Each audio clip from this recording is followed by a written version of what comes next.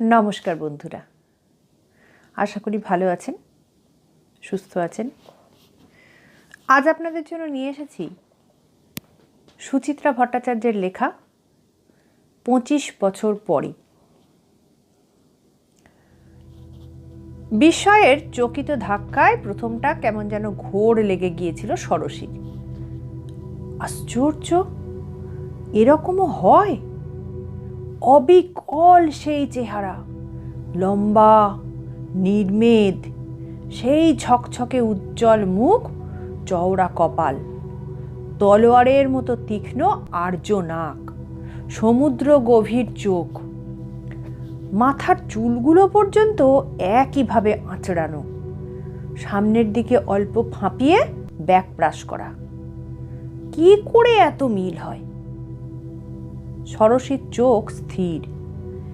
শেষ সন্ধ্যায় শৌখিন রেস্তোরাঁটায় তখন বেশ ভিড়। আশেপাশের টেবিলগুলো মানুষে মানুষে জমজমাট।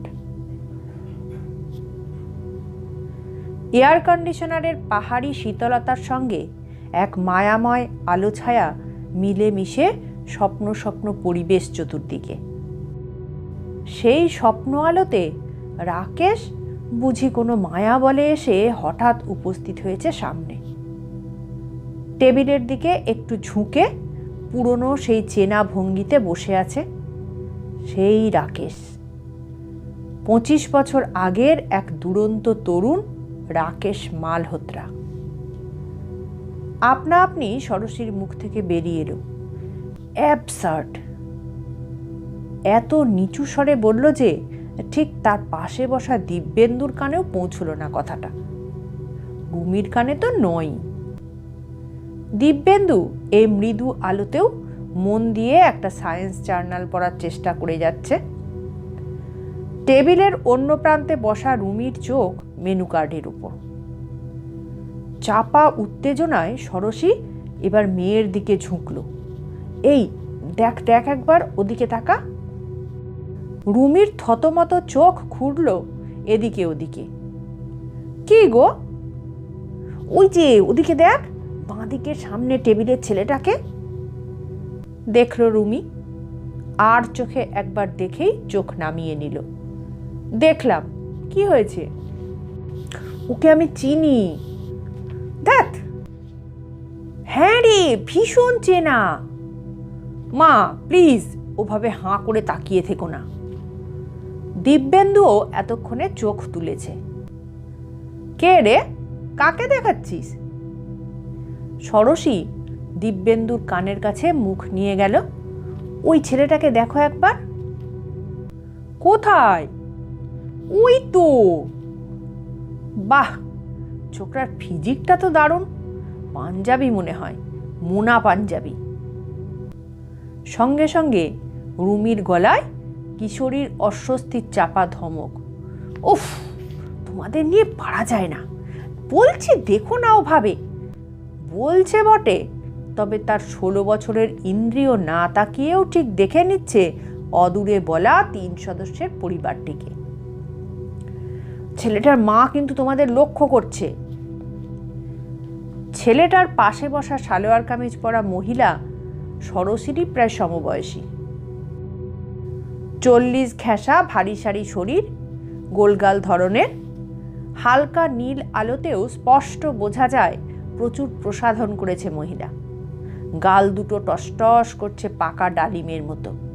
ফোলা ফোলা ঠোঁটে গাঢ় লিপস্টিক, কাজল টানা চোখ, চুল টেনে চূড়ো করে বাঁধা। তবে ও মুখের সঙ্গে ছেলেটার মুখের কোনো মিল নেই। ওটা যদি মা হয়, তবে এদিকে পিঠ করে বসা প্রকাণ্ড চেহারার লোকটা কি বাবা?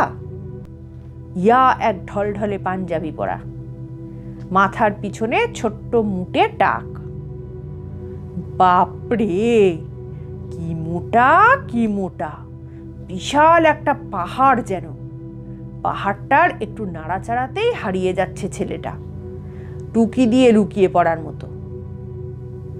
পলকে ষোড়শীর মস্তিষ্কেও টুকি। পাহাড়টা রাকেশ নয় তো? হতেও তো পারে। ২৫ বছর সময় অনেক কিছুই উল্টে পাল্টে দিয়ে যায়।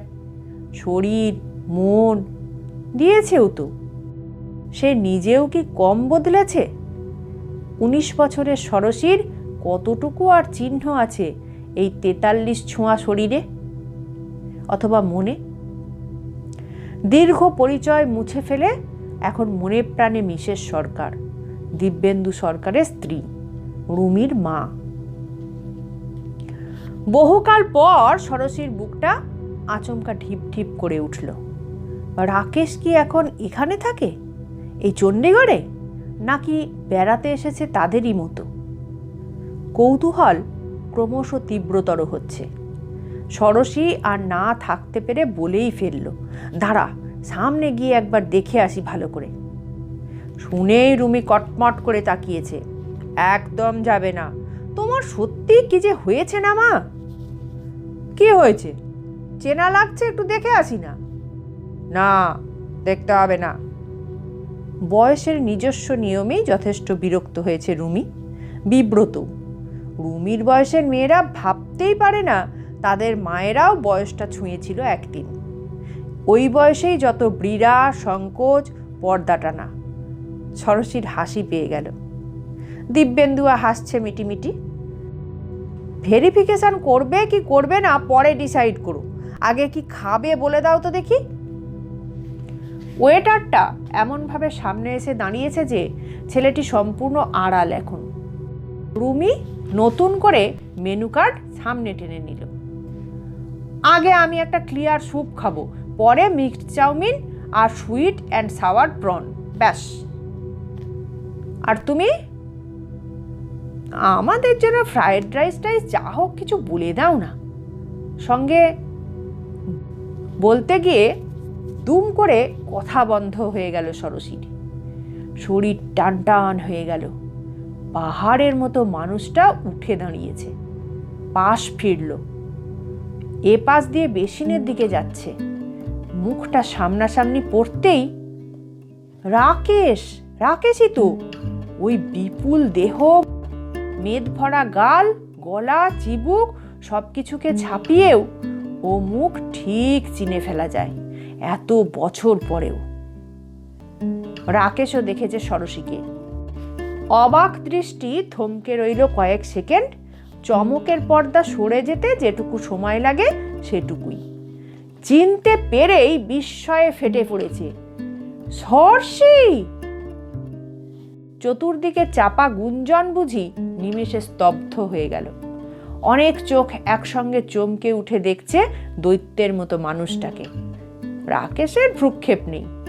আবারও সেই ভরাট স্বর গুম গুম করে উঠল, আরে ষড়শী, তুমি এখানে? ষড়শী, ষড়শী, ষড়শী। ষড়শী নয়, ষড়শী বলো, ষড়শী। ষড়শী হলো না, আবার বলো। আমার ষড়শী ঠিক আছে। ষড়শী মানে জানো কি? পুকুর, দিঘি, তালাও, বুঝেছো বুদ্ধুরাম?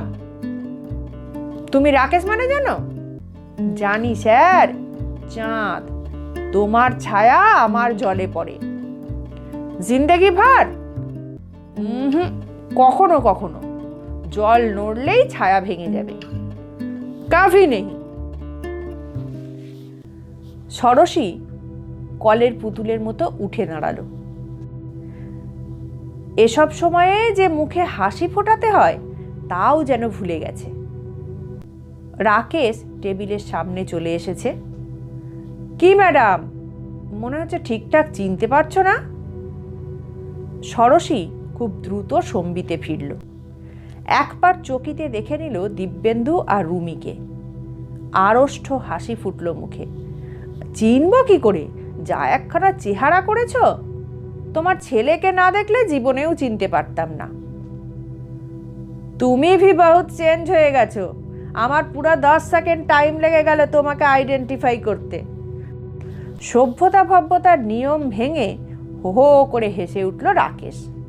যেন এটা একটা মানুষ ভর্তি রেস্তোরাঁ নয়, যেন আশেপাশে কেউ কোথাও নেই।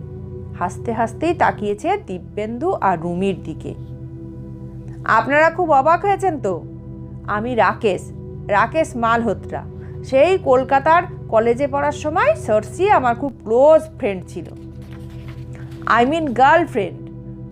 যদিও সার্সি 2 ক্লাস জুনিয়র ছিল আমার থেকে, still once upon a time we were. Dibyendu হাসছে ঠোঁট চেপে, রুমিও। দুজনেই বেশ মজা পেয়েছে। সরসী তাড়াতাড়ি বলে উঠল, ইনি আমার স্বামী দিব্যেন্দু সরকার, আর এ আমার মেয়ে রুমি। রাকেশ হাত বাড়িয়ে দিল দিব্যেন্দুর দিকে। দিব্যেন্দু বলল, আরে আপনি দাঁড়িয়ে রইলেন কেন, বসুন না। বসবই তো, জরুর বসবো। কিতনা দিন বাদে সার্সির সাথে দেখা হলো।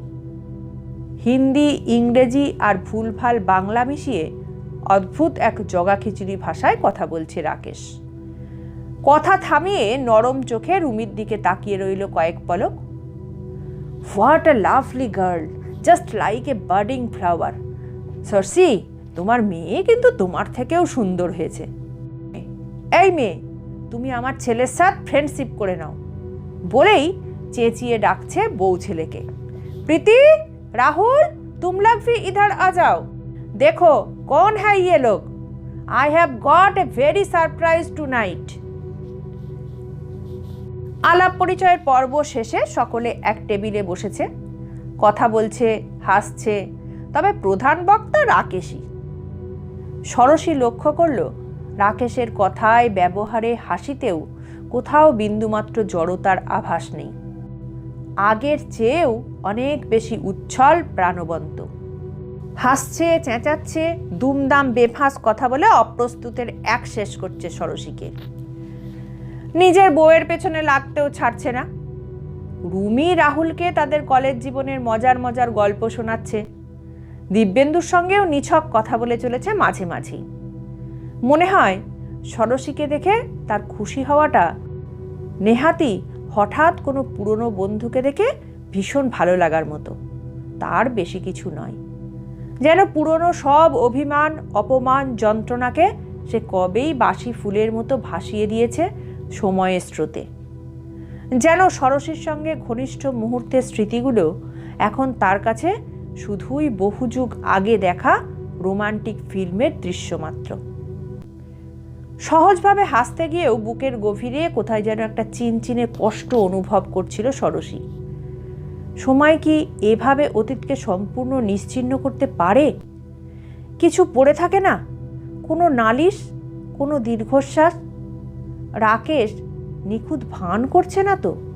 ভুলে থাকার নিপুণ অভিনয়, হাসি ঠাট্টার মোড়কে অতীতের তিক্ত দিনগুলোকে মনে না আনার চেষ্টা? নিশ্চয়ই তাই। তা না হলে সরসীরা পরশু চণ্ডীগড় থেকে চলে যাবে শুনে অমন করে আটকানোরই বা চেষ্টা কেন? না প্রফেসর সাহেব, আপনাদের তো ইতনা জলদি চণ্ডীগড় থেকে যাওয়া যাবে না। আমাদের ইউনিক সিটি চণ্ডীগড়কে আমাদেরকে আগে দেখে নিন ভালো করে, তারপর কুলু মানালি যাবেন। পরওয়ানু চলুন একদিন, রোপওয়ে চলে এক পাহাড় সে এক পাহাড়। এতক্ষণে রুমি বেশ সহজ হয়ে গিয়েছে।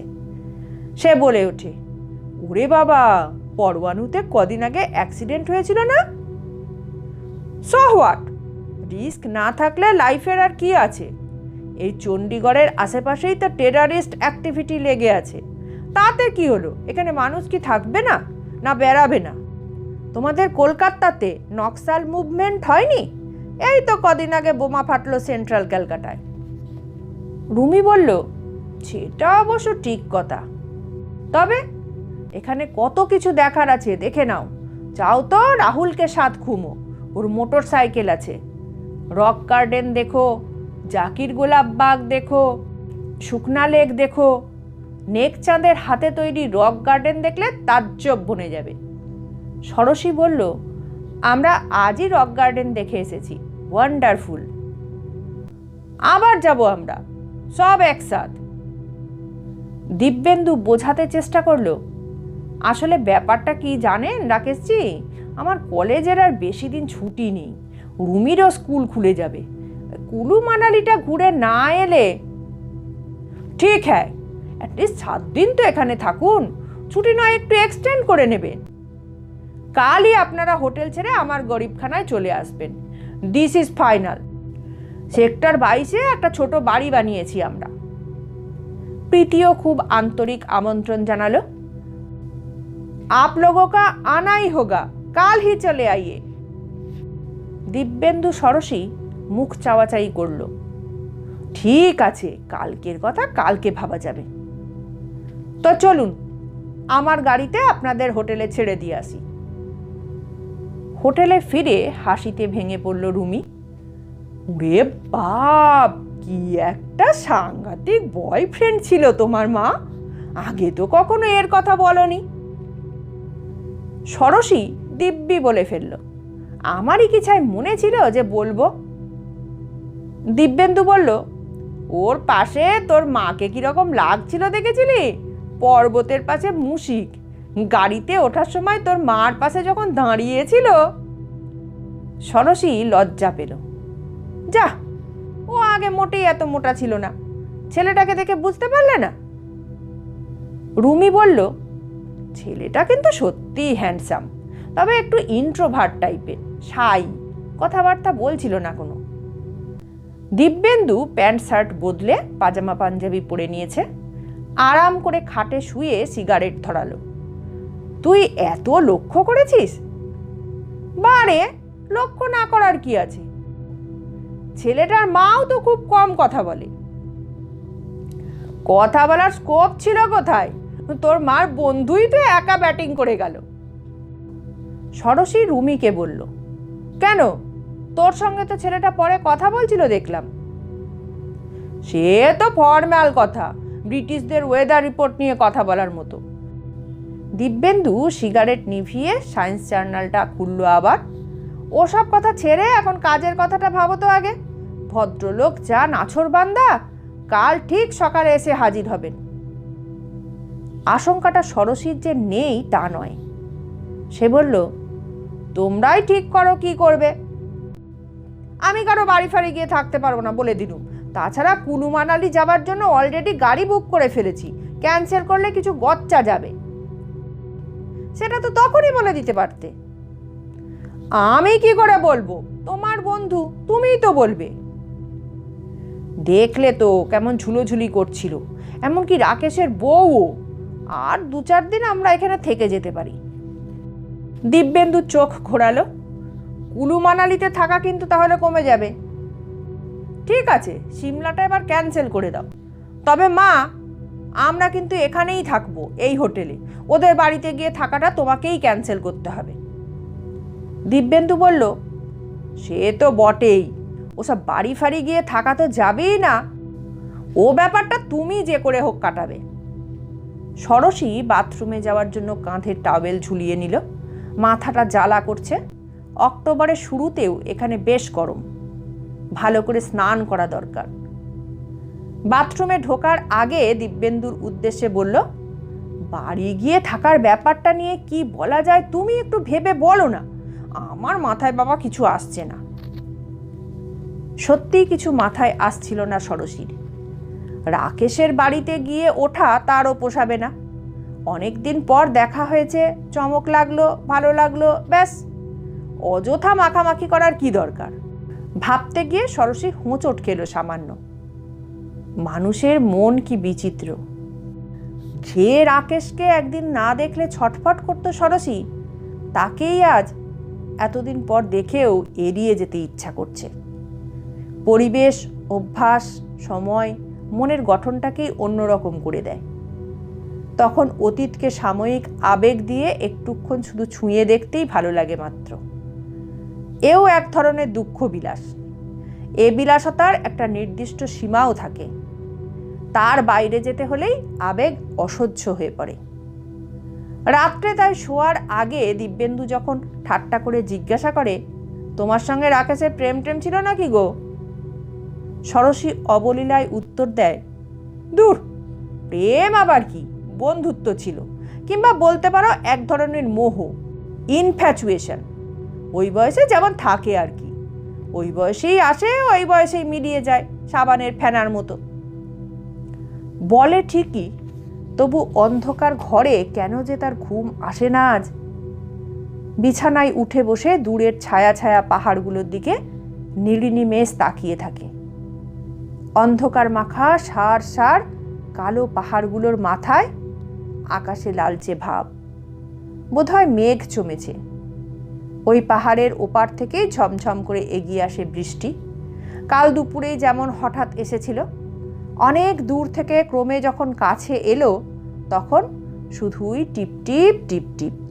বর্ষণ তেমন হলো না, ক্ষীণ অস্তিত্বটুকুই টের পাওয়া গেল মাত্র। ষড়শীর শরীর বেয়ে শিহরণ খেলে। আজ আচমকা রাহুলকে দেখে চমকে ওঠা, অকারণ আবেগের মধ্য দিয়েই রাকেশ, এক পলকের জন্য হলেও রাকেশের চোখে ভুলে যাওয়া অতীত, কিংবা মাঝে মাঝে রাকেশকেই খুঁজতে বারবার রাহুলকে ফিরে ফিরে দেখা, এসব কি শুধু ওই পাহাড় থেকে নেমে আসা কালকের বৃষ্টিটার মতো? নিছকই অস্তিত্ব ঘোষণা কোনো এক সময়ে? ষড়শী বুঝতে পারছিল না। সকাল হওয়ার জন্য অপেক্ষা করছিল শুধু। সকাল হওয়ার আগেই সত্যি সত্যি হাজির রাকেশ। সকাল হওয়ার মানে ষড়শীর সকাল। দিব্যেন্দু বা রুমি বেলা 9টার আগে ছুটির দিনে ঘুম থেকে ওঠে না কখনো, বেড়াতে এসে আরই তো উঠবে না। ষড়শীর অবশ্য একবার ঘুম ভেঙেছিল 5:30 নাগাদ, কখন যে আবার ঘুমিয়ে পড়েছে। ঘুম থেকে উঠে দরজা খুলতেই সামনে রাকেশ। দূর, রাকেশ কোথায়? এ তো রাহুল। রাহুলের পেছনে খানিক তফাতে রাকেশ। ষড়শীর অতীত, ষড়শীর বর্তমান। গুড মর্নিং, প্রফেসর সাহেব কোথায়? রুমেলা? ষড়শী হাসল। রুমেলা নয়, রুমি। আমার মেয়ের ভালো নাম যাজ্ঞসেনী। যজ্ঞসেনী মানে দ্রৌপদী?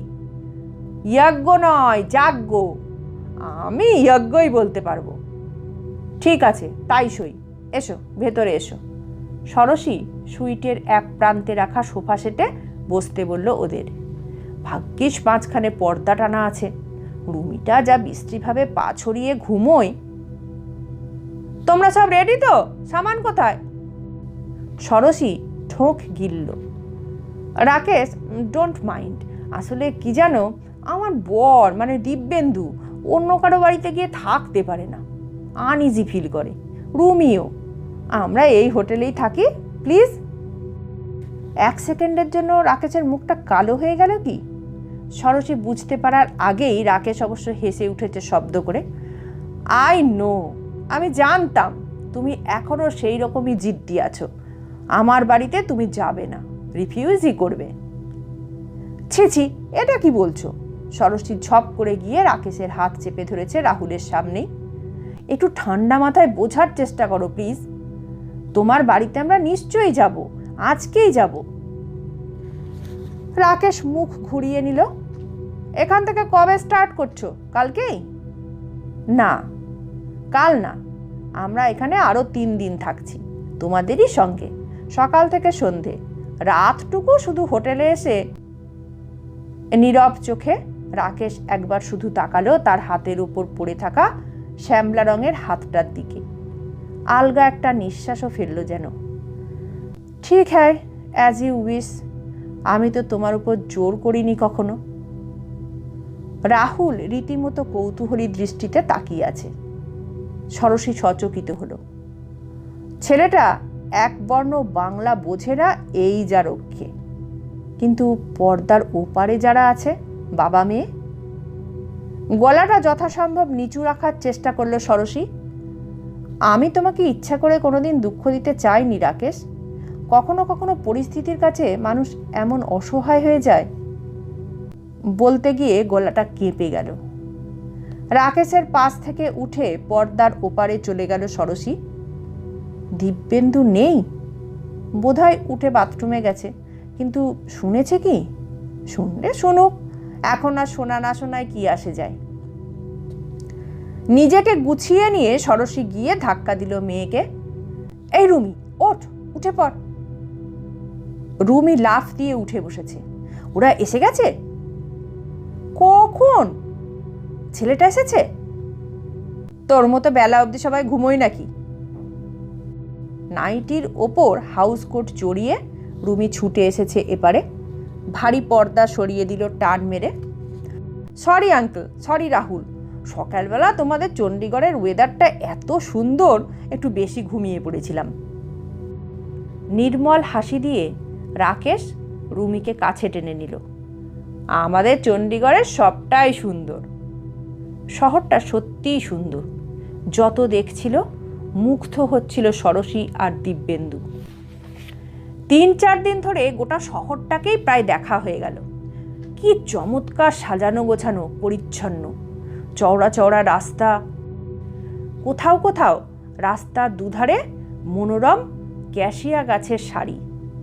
বসন্তকালে গাছগুলো নাকি ফুলে ফুলে রঙিন হয়ে যায়। যেতে যেতে রাকেশ পরিচয় করিয়ে দেয় শহরটার সঙ্গে। ওই দেখো শান্তিকুঞ্জ, ওই আমাদের গোলাপ বাগ, বোগনভিলা গার্ডেন, এটা এটা আমাদের সেক্রেটারিয়েট। এই সেক্টরে আমার একটা ছোট্ট ফ্যাক্টরি আছে রাবার গুডসে। ওটা দেখো পাঞ্জাবের অ্যাসেম্বলি হাউস, ওটা হরিয়ানার। রাস্তার পর রাস্তা, সেক্টরের পর সেক্টর পেরিয়ে ছুটে চলেছে রাকেশের চকোলেট মারুতি। সামনের সিটে রাকেশ, দিব্যেন্দু, পিছনে ষড়শী একাই। প্রীতি আজ বাড়িতেই রয়ে গেছে, ষড়শীদের জন্য খাবার বানাচ্ছে নিজের হাতে। Last dinner. ষড়শীর মনটা খুঁতখুত করছিল। রাকেশ প্রীতি 3 দিন ধরে এত করলো তাদের জন্য, পরিবর্তে তেমন কিছুই ওদের দেওয়া হলো না। পরশু বিকেলে সুপার মার্কেট থেকে রাহুলের জন্য একটা ভালো টি শার্ট কিনেছে শুধু। রাকেশ প্রীতির জন্য 2-1টা উপহার কেনা উচিত ছিল, হয়ে উঠল না। দিব্যেন্দু অবশ্য এর মধ্যে জোর করে 2-2বার রেস্তোরাঁর বিল মিটিয়েছে, রাকেশ আপ্রাণ বাধা দেওয়া সত্ত্বেও।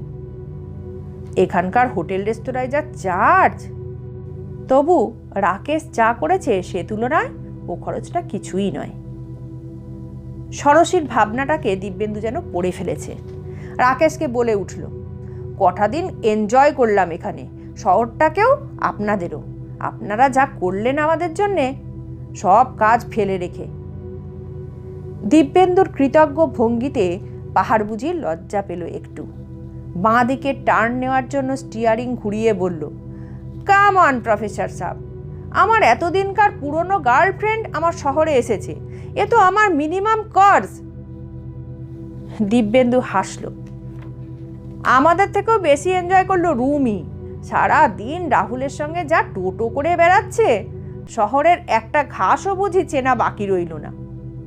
রাকেশ হাহা করে হেসে উঠল। ওদেরই তো এখন এনজয় করার বয়স, কি সরছি, ঠিক না? হাসিটা যেন কাঁচের মতো ভেঙে টুকরো টুকরো হয়ে যাচ্ছে। তীক্ষ্ণ টুকরোগুলো ছিটকে এসে বিঁধে গেল ষড়শীর বুকে। ষড়শীর চোখ বুজে ফেলল। বন্ধ চোখে পরিষ্কার দেখতে পাচ্ছে উদ্দাম গতিতে একটা মোটর সাইকেল ছুটে চলেছে, বুক কাঁপানো শব্দ তুলে। হেলমেট মাথায় কে চালাচ্ছে গাড়িটা? রাহুল না রাকেশ? কে ওই বসে তাকে জড়িয়ে ধরে? রুমি না ষড়শী? বাতাসে তার চুল উঠছে, বুক জুড়ে ডুবো ডুবো সুখ। রাহুল আর রুমির অবিরাম মোটর সাইকেলে ঘুরে বেড়ানোটা প্রথম দিনই বড় চোখে লেগেছিল ষড়শীর। 2-1বার ঠাট্টা করে মেয়েকে বলেও ফেলেছে, দেখিস প্রেম ট্রেমে পড়ে যাস না যেন, চণ্ডীগড়ে শ্বশুরবাড়ি হলে কিন্তু খুব মুশকিল হবে। রুমি খিলখিল হেসে উঠেছে, সত্যি তোমার ইমাজিনেশনের জোর আছে মা, প্রেমে পড়া অতই সহজ নাকি? কি জানি বাবা, তুই যেরকম এক পায়ে খাড়া হয়ে গেলি, রাহুল একবার বলতে না বলতেই। বারে ওইটুকু মারুতি কারে 6 জন মিলে গাদাগাদি করার কোনো মানে হয় নাকি? তাছাড়া গাড়ির থেকে মোটর সাইকেলে অনেক বেশি থ্রিল। রাহুলটাও যা চালায় না, স্টার্ট দিলেই 80, তারপর হু হু করে 100। ওয়াও! দুদিকের গাছগুলো ঝড়ের বেগে পেছন দিকে ছুটে যাচ্ছে, হাওয়া ঝাপটা মারছে মুখে, দারুণ। দেখিস বাবা ছিটকে পড়ে টুড়ে যাস না যেন। ইস, আমিও তো আনাড়ি নাকি? তবু ষড়শীর কেন যে বুক থুকপুক করে বারবার। যতবার রাহুল আর রুমি চোখের ওপর দিয়ে উড়ে যায় ততবারই। ষোড়শী অনেকবার মনকে প্রশ্ন করতে চেয়েছে, এ আশঙ্কা কেন? কাকে ভয় তার? সন্দেহ? মোটর সাইকেলের দুর্বার গতিকে? কোনো দুর্ঘটনা ঘটে যাওয়াকে? নাকি ভয়টা অন্য কোথাও, আরও গভীরে? আশঙ্কাটাকে লুকোতে না পেরে দিব্যেন্দুকে বলেছে, ও তুমি কিছু বলছো না কেন তোমার মেয়েকে? যখন তখন ছেলেটার সঙ্গে হুটহাট বেরিয়ে যাচ্ছে, শাঁ শাঁ করে মোটর সাইকেলে ঘুরছে, কিছু যদি হয়ে যায়? দিব্যেন্দু পাত্তা দেয়নি। তুমি ওদের নিয়ে অত পড়েছো কেন বলো তো? ওরা একটু ঘুরুক না ইচ্ছে মতো। আমাদের সঙ্গে বেড়াতে কি ওদের ভালো লাগতে পারে? ওই বয়সে তোমার লাগতো? ষোড়শী জানলার বাইরে তাকালো। এইমাত্র সন্ধ্যা নেমেছে শহরে। আলোর সাজে সেজে উঠল রাস্তাঘাট। শহরটা সুন্দর বটে, তবে বড় বেশি নির্জন, ফাঁকা ফাঁকা। রাহুল রুমি আজ কত দূরে গেছে? কখন ফিরবে?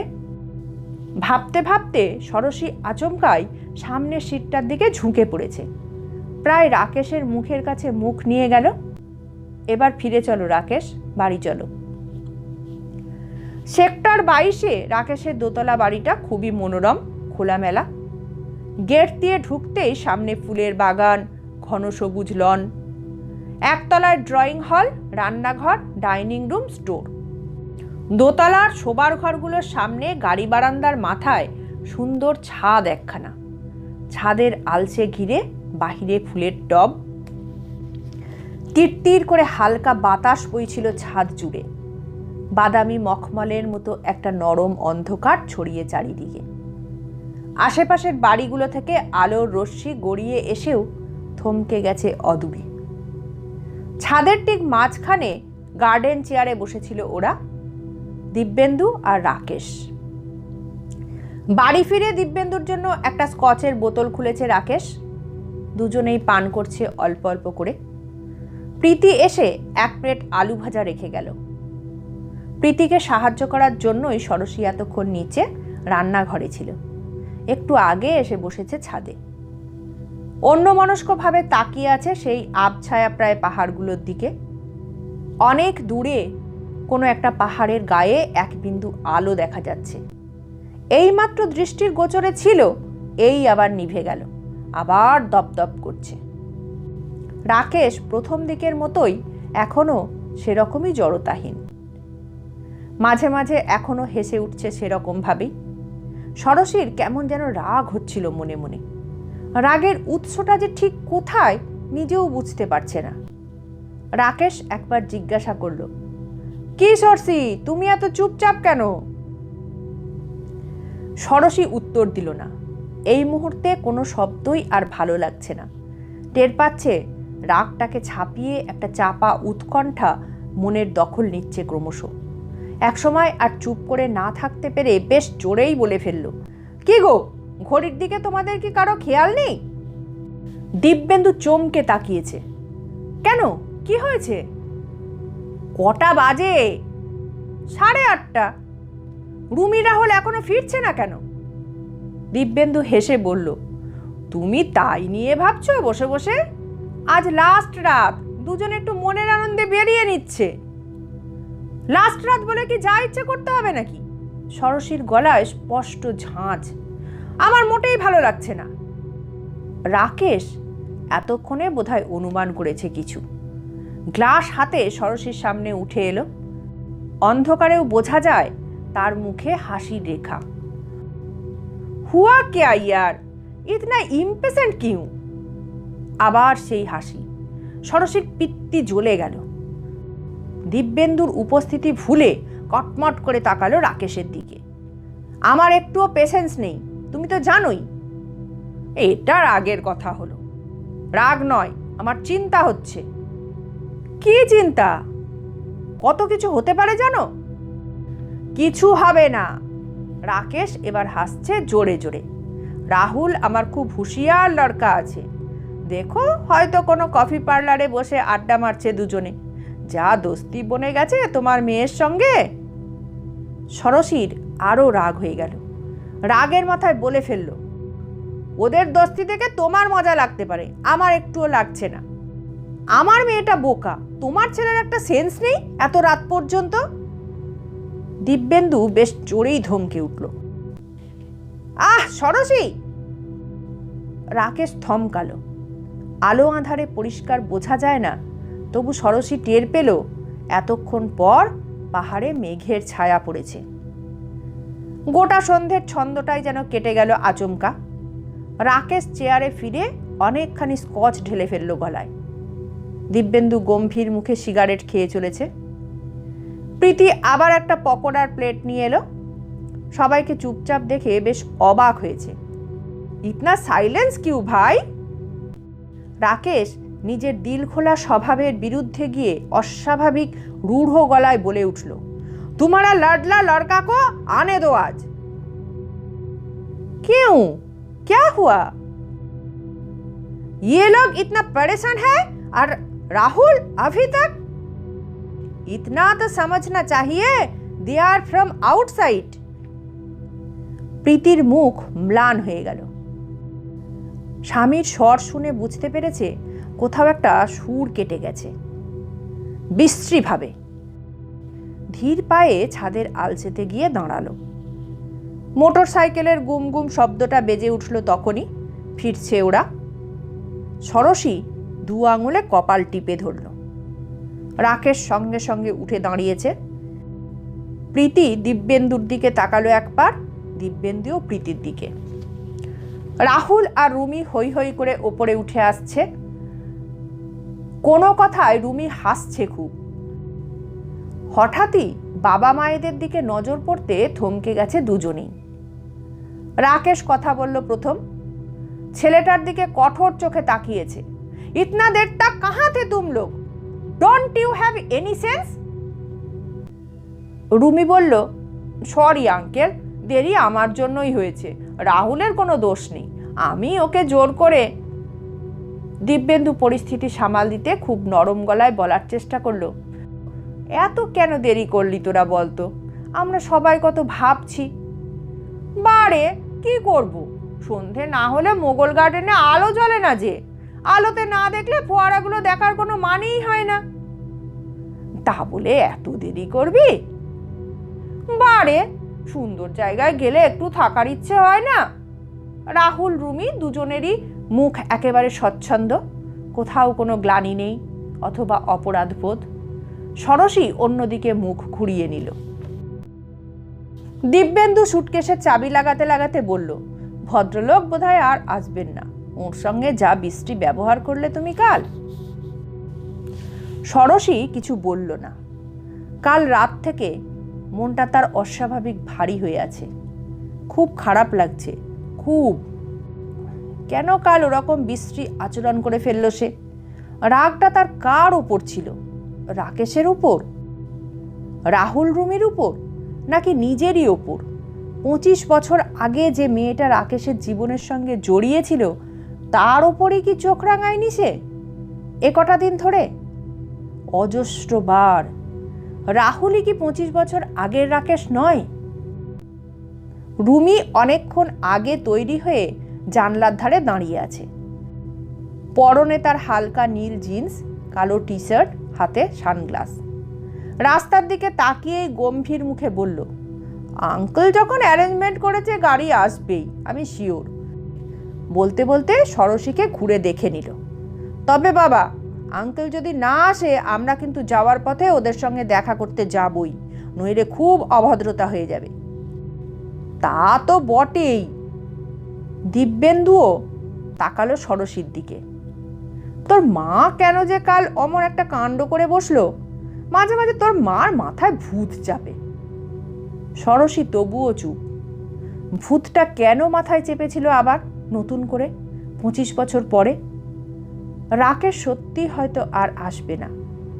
25 বছর আগে যেভাবে একদিন অপমান মাথায় নিয়ে চলে গিয়েছিল, একেবারে না। ওই তো রাকেশ এসেছে। বন্ধ দরজার শব্দ বাজল, টক টক টক টক। ষোড়শীর আগে রুমি দৌড়ে গিয়ে দরজা খুলেছে। ওহ আঙ্কেল, তোমার জন্য আমরা কখন থেকে ওয়েট করছি। রাকেশ রুমিকে জড়িয়ে ধরল, হাসছে কি সুন্দর করে। কালকের রাতটাকেও কি অবলীলায় ভাসিয়ে দিয়েছে, আবারও পাশি ফুলের মতো। সময়ের স্রোতে। প্রফেসর সাহেব, আপনাদের গাড়ি কিন্তু নিচে এসে গেছে। রুমি জিজ্ঞাসা করলো, রাহুল এলো না আঙ্কেল? আসবে না কেন বেটি? তুমি চলে যাবে আর রাহুল তোমায় সি অফ করতে আসবে না? এ হতে পারে? কোথায় ও? নিচের দোকানে তোমার জন্য কি কিনছে। রিয়েলি? রুমির চোখে আনন্দ ঝিকমিক। রাকেশকে ছেড়ে তক্ষুনি ছুটেছে নিচে, পাগলের মতো দৌড়চ্ছে।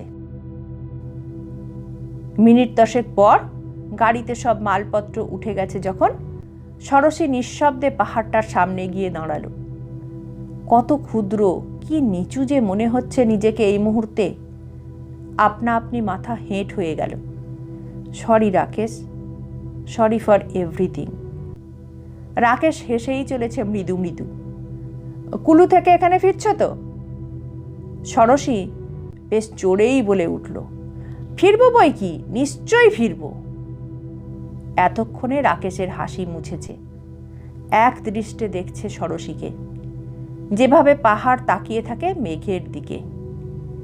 মেঘ বুঝল এবারও তার ছলনা ধরা পড়ে গেছে। মেঘ কি আর চাইলেই ফিরতে পারে পাহাড়ের কাছে?